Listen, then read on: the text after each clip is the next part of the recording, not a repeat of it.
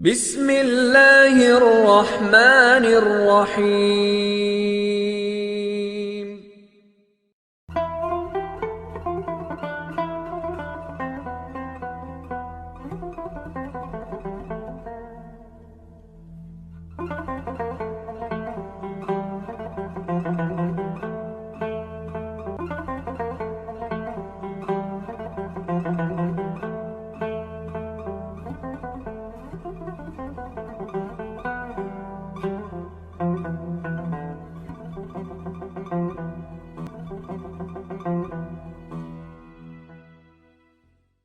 اعوذ باللہ من الشیطان اللعین الرجیم۔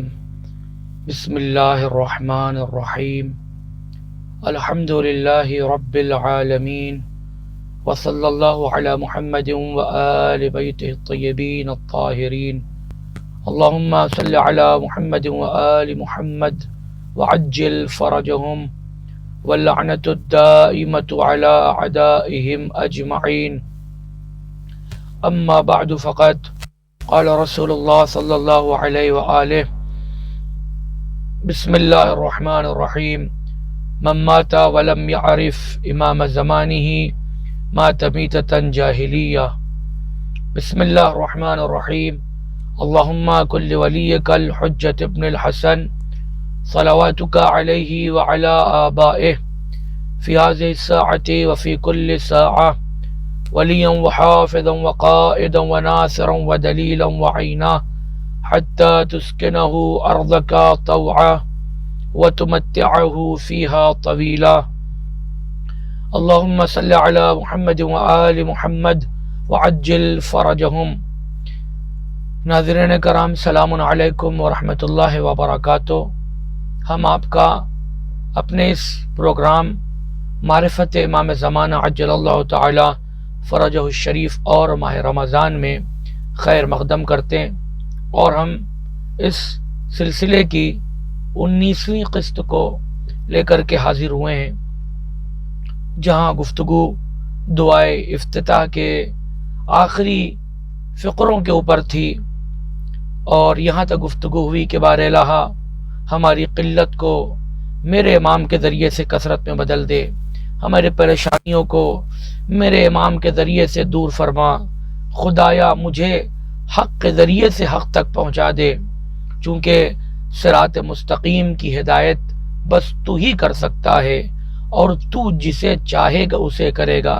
جس کے بعد ایک یہ شے سمجھ میں آئی کہ معرفت پروردگار عالم کا کام ہے، پروردگار عالم جسے چاہتا ہے معرفت عطا کرتا ہے۔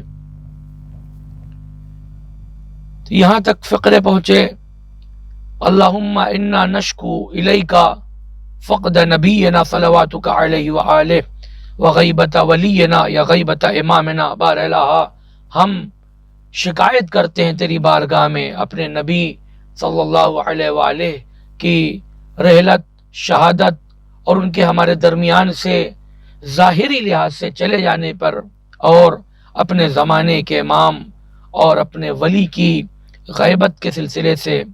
وَكَثْرَةَ عَدُوِّنَا، خدایا ہم اپنے دشمنوں کی کثرت کی شکایت تجھ سے کرتے ہیں۔ وَقِلَّةَ عَدَدِنَا، اپنی عدد کی قلت کے اوپر تجھ سے شکایت کرتے ہیں۔ وَشِدَّةَ الْفِتَنِ بِنَا، امتحانات کتنے سخت ہیں، فتنہ کتنا شدید ہے، اس کی شکایت کرتے ہیں۔ وَتَظَاهُرَ الزَّمَانِ عَلَيْنَا، زمانے کا ہمارے خلاف یکجا ہو جانا، ہمارا دشمن ہو جانا، اس کی شکایت کرتے ہیں۔ خدایا فصل علی محمد و آلہ، بار الہ نبی اور آل نبی پر درود و صلوات بھیج۔ وَعِنَّا عَلَى ذَلِكَ بِفَتْحٍ مِّنْكَ تُعَجِّلُهُ، اور اس پر ہماری نصرت فرما اپنی جلدی فتح کے ذریعے سے۔ وَبِضُرٍّ تَكْشِفُهُ وَنَصْرٍ تُعِزُّهُ وسلطان حق تظہرہ ورحمت منک تجللناہا وعافیت منک تلبسناہا برحمتک یا ارحم الراحمین کے بار الہ جلدی ہمیں نصرت عطا فرما فتح کے ساتھ، اور اس میں جلدی کر کے تکلیف دور کر دے۔ نصرت سے عطا عزت ادا کر، حق غلبے کا اظہار کر، بہرحال یہ ساری چیزیں، اور اپنے حق کو ظاہر فرما، سلطان حق کو ظاہر فرما، اپنے امام کو، اپنی حجت کو ان کی حقیقی سلطنت کے ذریعے سے ظاہر فرما، بار الہ اپنی رحمت کے ذریعے سے، یا ارحم الراحمین، اے سب سے زیادہ رحمت کرنے والے اور رحمت کے نازل کرنے والے خدا۔ تو جیسا کہ عرض کیا کہ دعائے افتتاح کے آخری فقرے براہ راست امام زمانہ عجل اللہ تعالی فرجہ شریف سے مرتبط ہے، اور جو ان سارے فقرے میں آیا، اس کے ذریعے سے اب جو وہ دعا ہے ماہ رمضان کی جو ہم ہر نماز کے بعد پڑھتے ہیں، جسے شیخ کف امی رحمۃ اللہ علیہ نے بلد الامین میں اور مصباح میں نقل کیا ہے، شہید رحمۃ اللہ علیہ نے اپنے مجموعے میں نقل کیا ہے کہ سرکار نے فرمایا کہ اس دعا کو ماہ رمضان میں ہر واجب نماز کے بعد پڑھو۔ عظیم دعا ہے، بسم اللہ الرحمن الرحیم، اللہم ادخل علی اہل القبور السرور، کہ بہرحال وہ لوگ جو قبروں میں ہیں ان تک، ان کی قبروں میں سرور کو داخل کر، خوشیوں کو داخل کر۔ یہ جو عظیم دعا ہے، اس کے ایک ایک فقرے کی طرف آئیں گے، لیکن اس سے پہلے اس مقدمے کو سمجھ لیں کہ یہ جتنی چیزیں دعا کی جا رہی ہے، جتنا مطالبہ کیا جا رہا ہے پروردگار عالم سے، وہ سب کس کے ذریعے سے ہے؟ وہ سب امام زمانہ عجل اللہ تعالی فرجہ شریف کے ذریعے سے بصورت عتب ممکن ہے۔ اس دعا میں، دعا افتتاح میں تو باقاعدہ ضمیر کا استعمال کیا، حق کے لفظ کا استعمال کیا کہ بہرحال اس حق کے ذریعے سے میری نصرت فرما، حق کے ذریعے سے قرض عطا فرما، حق کے ذریعے سے مرض کو دور کر دے، حق کے ذریعے سے ہماری قلت کو کثرت میں بدل دے، اس حق کے ذریعے سے ہمیں دنیا و آخرت کا خیر عطا فرما دے۔ اور خود اس دعا سے واضح ہے کہ یہاں پر حق سے مراد امام زمانہ عجل اللہ تعالی فرجہ الشریف ہیں۔ تو اب جو پہلا فقرہ اس عظیم دعا کا ہے کہ قبر میں جو لوگ ہیں سرور داخل کر دے۔ یوں تو ہو سکتا ہے کہ انسان کے اس کے ورثہ کے ایصال ثواب کے ذریعے سے اس کی قبر میں سرور پہنچے، اس کو خوشی ہو۔ روایات میں ہماری دعا ہے کہ قبرستان جاؤ، مردوں کے پاس جاؤ، ان کی قبروں پہ جاؤ، قبروں پہ جا کر کے سورہ قدر کی تلاوت فرماؤ۔ سب سے اہم یہی ہے کہ انسان جب قبر پہ جائے، اپنے ماں باپ، اعز اقربا، احباب، مومنین کی قبروں کے اوپر جائے، تو سب سے افضل اور سب سے بہترین عمل یہی ہے کہ انسان قبر کے اوپر ہاتھ رکھ کے روایات میں جو جملے آئے ہیں، اب باقی جو جملے اردو میں لکھے ہوئے ہیں کسی نے ترجمہ کیا ہے، وہ ایک ذرا سا مسئلہ ہے، لیکن روایات میں جو اہل بیت اطہار علیہ الصلوۃ والسلام نے استعمال کیا، اور ہمارے مراجع کرام کی جو بھی کتابیں ان سے نقل کی گئیں، لکھی گئیں، ان کے حوالے سے عربی اور فارسی میں، اس میں یہ جملہ نہیں ملتا کہ قبر کے اوپر انگلی رکھو، لیکن یہاں لوگ قبروں کے اوپر انگلی رکھ کر کے سورہ قدر پڑھ رہے ہیں یا اس مخصوص دعا کو پڑھ رہے ہیں۔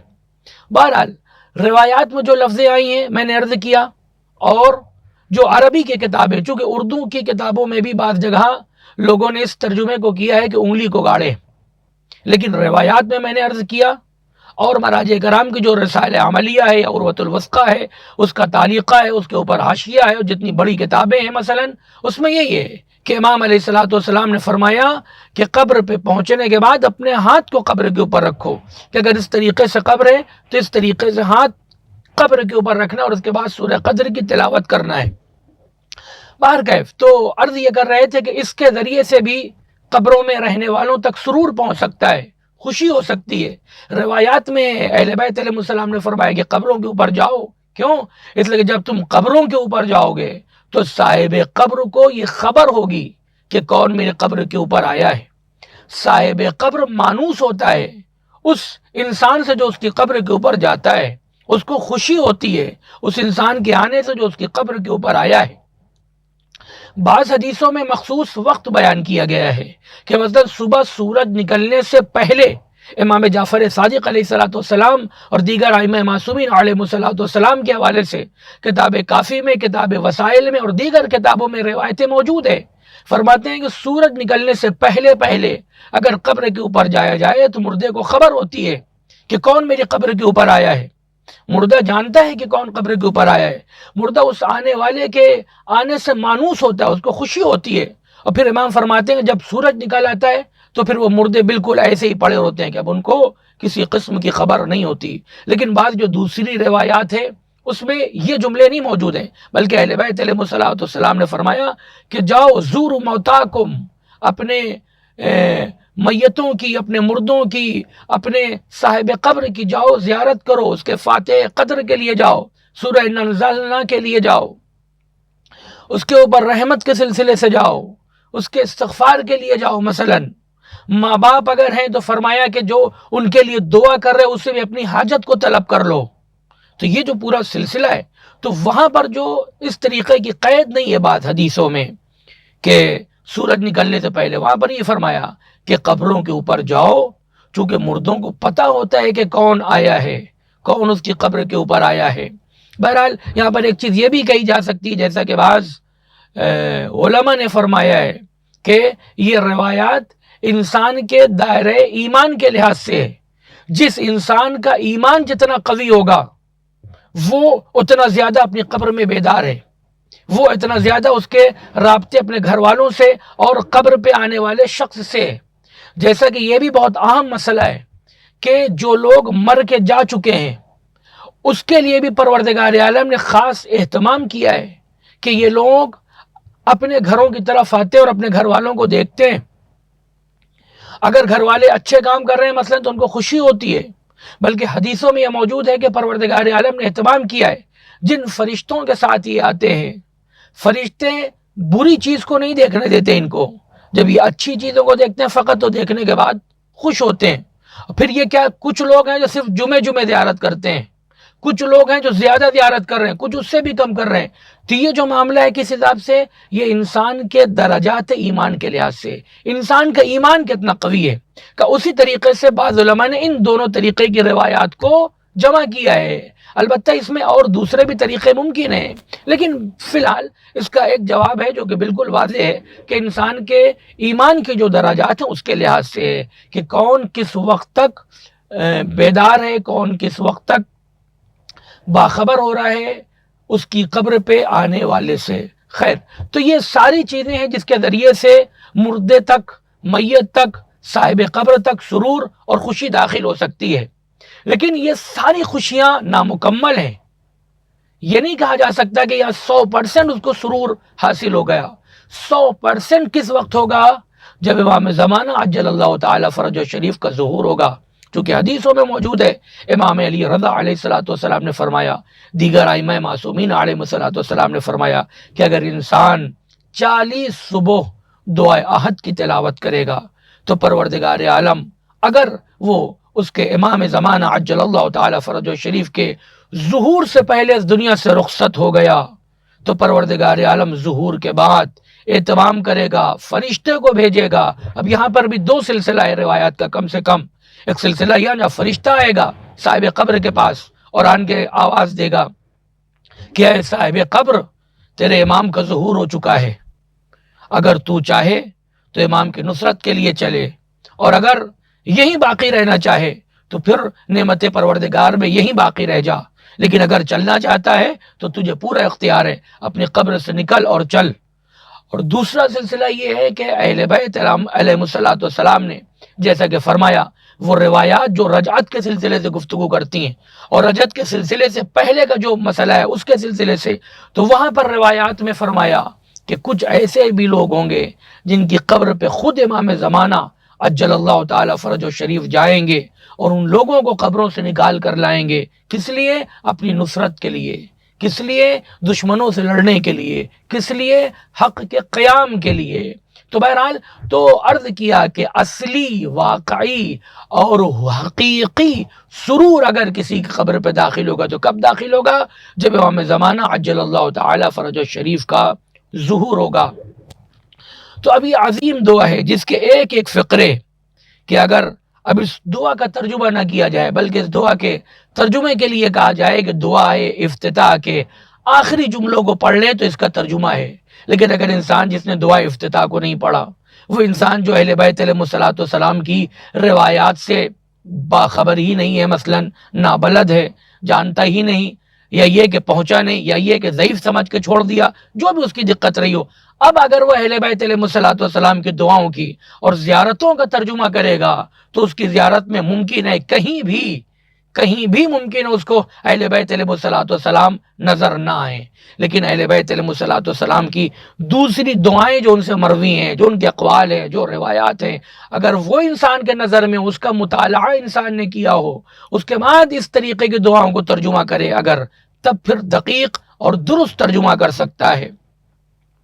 جیسا کہ عظیم دعا شیخ عباس قمی رحمۃ اللہ علیہ نے کتاب مفاتی میں بھی نقل فرمائی ہے کہ سرکار نے فرمایا کہ ماہ رمضان میں ہر فریضے کے بعد اس دعا کو اگر کوئی انسان پڑھتا ہے تو اس کا فائدہ کیا ہے؟ غفر اللہ لہ ذنوبہ الی یوم القیامہ، قیامت تک کے اس کے جو گناہ ہیں پروردگار عالم اسے معاف کر دے گا، اس کی مغفرت کرے گا۔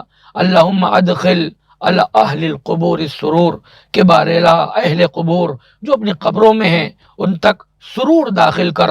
اللہم اغن کل فقیر، بار الہ ہر فقیر کو غنی بنا دے، اس کے فقر کو دور کر دے۔ اس میں یہ جملہ نہیں ہے، لیکن دعا افتتاح میں یہ جملہ تھا، جہاں پر بیچ میں ایک لفظ آ گیا تھا، ضمیر استعمال ہوئی تھی کہ بے ہی، کہ بار الہ اسی حق کے ذریعے سے، یعنی امام زمانہ اجل اللہ تعالی فرجہ شریف کے ذریعے سے ہمارے فقر کو، ہماری غریبی کو، ہماری فقیری کو غنا میں تبدیل کر دے۔ اور یہاں پر تو جب اس کو ہم دیکھیں گے تو یہاں ترجمہ دقیق تبھی ہوگا کہ بار الہ امام کی معرفت کے ذریعے سے، امام کی معیت کے ذریعے سے، امام کے ساتھ ہمیں کر دے، جس کے بعد کیا ہوگا کہ ہمارا فقر غنا میں تبدیل ہو جائے گا، کیونکہ انسان کو غنا مل گیا، غنی انسان کو مل گیا۔ اسی وجہ سے اہل بیت اطہار علیہ الصلوۃ والسلام کی روایات کی طرف اگر نظر کی جائے تو سب سے یہی مطالبہ کیا کہ بزنس کرو، تجارت کرو، تجارت میں برکت ہے، جاب میں وہ چیز نہیں ہے، اور اس کے عقلی لحاظ سے بھی بہت سی دقتیں ہیں۔ لیکن اگر انسان خود تجارت کرتا ہے تو خود مالک ہے، جب چاہے جائے، جب چاہے نہ جائے، اپنی ضروریات کے حساب سے کرے، اس کی عقل بڑھے گی، غلام نہیں رہے گا۔ لیکن کسی کے پاس سروس کرنے سے، جاب کرنے سے، ان ساری چیزوں میں ایک طریقے سے وہ بندھا ہوا ہے، وہ اپنا صبح سے لے کر کے شام تک جو کام کر رہا ہے، اتنے میں جتنا پیسہ کما رہا ہے وہ دوسرے کو دے رہا ہے، دوسرا آدمی اس کو دے رہا ہے، اس کا کئی گنا اس کا وہ خود کما سکتا ہے۔ کب؟ جب اس کا اپنے کا بزنس ہو، خود کا بزنس ہو، خود وہ کر رہا ہو۔ تو یہی ایک عظیم فرق ہے کہ انسان کو ایک مہینے میں 30,000 روپے مل رہے ہیں جاب کر کے، لیکن اگر وہ اسی طریقے سے اپنا بزنس کرتا تو دھیرے دھیرے اس مقام پہ پہنچتا کہ اتنی ہی محنت کرتا، اور اتنی محنت میں وہ ہو سکتا ہے 30,000 کی جگہ 3 لاکھ روپے کما لے، اس کے کئی گنا کما لے۔ تو بہرحال روایات میں اہل بیت اطہار علیہ الصلوۃ والسلام نے تجارت کی تاکید فرمائی ہے، لیکن اب مسئلہ یہ نہیں کہ بس ہم باہر نکلیں اور کمانے لگیں، تجارت کے لیے ابھارا ہے، وادار کیا ہے، تاکید کیا ہے، ہم سے چاہا ہے، بلکہ ہم سختی سے منع کیا کہ کسی کے سامنے ہاتھ نہ پھیلانا۔ روایات میں موجود ہے، اہل بیت علیہ الصلوۃ والسلام فرماتے ہیں کہ میرا چاہنے والا ممکن ہے فاقے سے مر جائے لیکن وہ کبھی کسی کے سامنے ہاتھ نہیں پھیلاتا۔ اور احادیث قدسی میں بھی ہے اور دیگر روایات میں بھی موجود ہے کہ پروردگار عالم ہرگز برداشت نہیں کرتا کہ اس کا کوئی بندہ کسی بندے کے سامنے ہاتھ پھیلا دے۔ لیکن چھوٹی سے چھوٹی چیزوں میں بھی کس کی طرف رجوع کیا جائے؟ پروردگار عالم کی طرف۔ اور پروردگار عالم کی طرف رجوع ہم نے کر لیا، یہ کب سمجھا جائے گا؟ جب ہم اہل بیت علیہ الصلوۃ والسلام کی طرف آئے۔ چونکہ پہلے بھی عرض کیا کہ پروردگار کہیں کرسی لگا کر کے نہیں بیٹھا ہے، پروردگار استغفر اللہ کسی محل میں نہیں بیٹھا ہے، پروردگار عالم کی بارگاہ کا نام ہے 14 معصومین علیہ الصلوۃ والسلام۔ تو جب ہم ان تک پہنچیں گے تب یہ سارے معاملے ہیں۔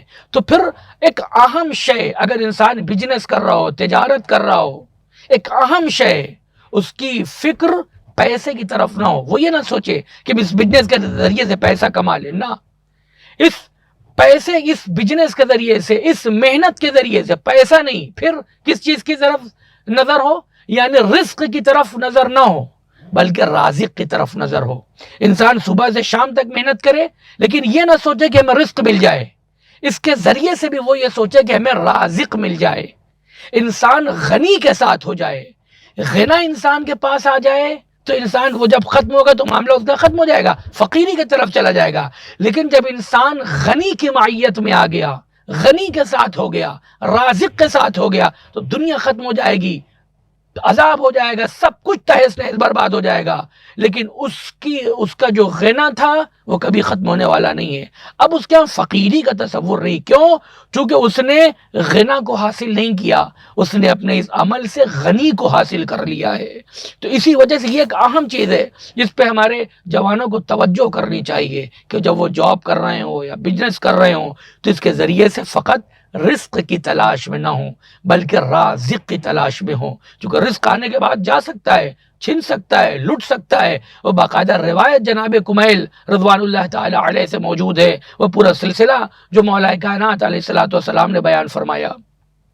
لیکن اگر انسان رازق تک پہنچ گیا، رازق کی معیت اس کے پاس آ گئی، معرفت آ گئی، تو پھر اب اس کی زندگی میں، اس کے مر جانے کے بعد قبر میں، برزخ میں، محشر میں، روز حساب، حشر و نشر کے وقت کسی بھی موقع کے اوپر فقیری کا تصور نہیں ہے۔ کیوں؟ چونکہ دنیا کا فقر تو پھر بھی بہت ہلکا ہے، جس کی کوئی خاص اہمیت نہیں ہے۔ اصل فقر تو وہ ہے جو قیامت کا ہوگا، کہ ہو سکتا ہے انسان اس دنیا میں بڑا مالدار ہو، ثروت مند ہو، لیکن آخرت میں پہنچے تو فقیر ہو، کچھ بھی نہ ہو۔ آخرت میں کون ہوگا غنی؟ جو اہل بیت علیہ الصلوۃ والسلام کے ساتھ رہا ہو۔ آخرت میں کون ہوگا غنی؟ جس کے ہاں فقر کا کوئی تصور نہ ہو، وہ جو اس دنیا سے محبت اہل بیت اطہار علیہ الصلوۃ والسلام کو بچا کر کے لے گیا ہو، اس ولایت کو بچا کے لے گیا ہو۔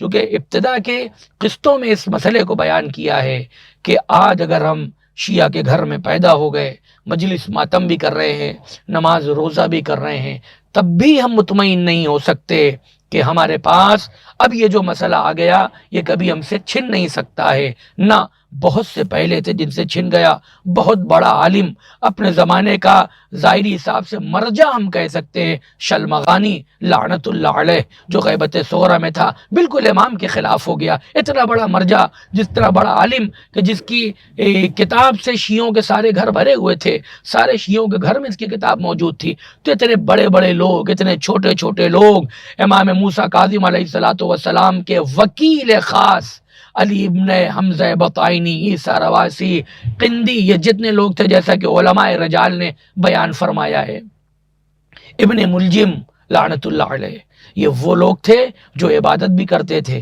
جو محبت کا دعویٰ بھی کر رہے تھے، اور کہیں نہ کہیں ظاہری گفتگو میں اگر دیکھا جائے، جیسا کہ علامہ مجلسی رحمۃ اللہ علیہ نے بیان فرمایا، تو اپنے دعوے میں سچا تھا۔ ابن ملجم سے جب مولا نے کہا کہ ابن ملجم تو مجھے شہید کر دے گا، تو ابن ملجم کو چاہیے تھا کہ وہ بچنے کی کوشش کرتا، کہتا مولا کسی ایسی چیز کو تعلیم فرما دیجئے جس کے ذریعے سے میں اس عمل سے بچ جاؤں۔ وہ دوسری طرف تھا، مولا اس سے کہتے تھے تو مجھے قتل کر دے گا، وہ مولا سے کہتا تھا مولا مجھے سمجھ میں نہیں آ رہا ہے، میں آپ سے اتنی محبت کر رہا ہوں، میں آپ کو قتل کیسے کر سکتا ہوں؟ اس کا یہی جملہ بتا رہا ہے کہ آپ کا فقط ساتھ رہنا کافی نہیں ہے، محبت کا دعویٰ کافی نہیں ہے، معرفت ہونی چاہیے۔ اگر ابن ملجم کے پاس معرفت ہوتی تو اس طریقے کی گفتگو کبھی نہ کرتا۔ کبھی یہ کہتا تھا سمجھ میں نہیں آ رہا ہے، میں یہ کیسے کر دوں گا، کبھی یہ کہتا تھا میری گردن کاٹ دیجئے، نہ میں رہوں گا نہ میں آپ کو شہید کروں گا، کبھی یہ کہتا تھا مجھے اتنی دور کر دیجئے کہ میں نہ آپ کے قریب آ پاؤں اور نہ آپ کو شہید کر سکوں۔ یہ سارے وہ حربے اور ساری باتیں کر رہا تھا، لیکن ایک اہم مسئلہ تھا جو ماہ رمضان کی دعاؤں میں کثرت کے ساتھ موجود ہے، اور جس کی بازگشت ولایت کی طرف ہوتی ہے، جو جملہ ولایت سے شروع ہوتا ہے، اہم جملہ ہے، جس کی بعد میں انشاءاللہ وضاحت کے ساتھ، چونکہ وقت ختم ہو رہا ہے، بعد میں اس کی مزید وضاحت کے ساتھ اس مسئلے کو واضح کرنے کی کوشش کیا جائے گا، جو ماہ رمضان کی دعاؤں میں کے بارے ہاں کہ اگر میں تیرے علم میں، میں تیری کتاب میں، میں تیرے نزدیک شقی لوگوں کی فہرست میں لکھا ہوا ہوں، تو میرا نام اشقیاء کی فہرست سے مٹا کر، جہنمیوں کی فہرست سے مٹا کر ہمارا نام سعداء میں لکھ دے، جنت میں جانے والے لوگوں کی جو فہرست ہے اس فہرست میں ہمارے نام کو لکھ دے۔ تو بہرحال تو یہ جو جتنی چیزیں ہیں یہ کب ممکن ہیں؟ جب ہم غنی کے ساتھ ہو جائیں، تو ہمارا فقر پیسے سے نہیں دور ہو سکتا. ہمارا فقر اس وقت دور ہوگا جب ہمارے امام زمانہ عجل اللہ تعالی فرج و شریف کا ظہور ہوگا اور ہمارے پاس امام کی معرفت اور امام کا ساتھ ہوگا. ہمارا وقت ختم ہوتا ہے. ہم آپ حضرات سے اجازت چاہتے ہیں. والسلام علیکم ورحمۃ اللہ وبرکاتہ.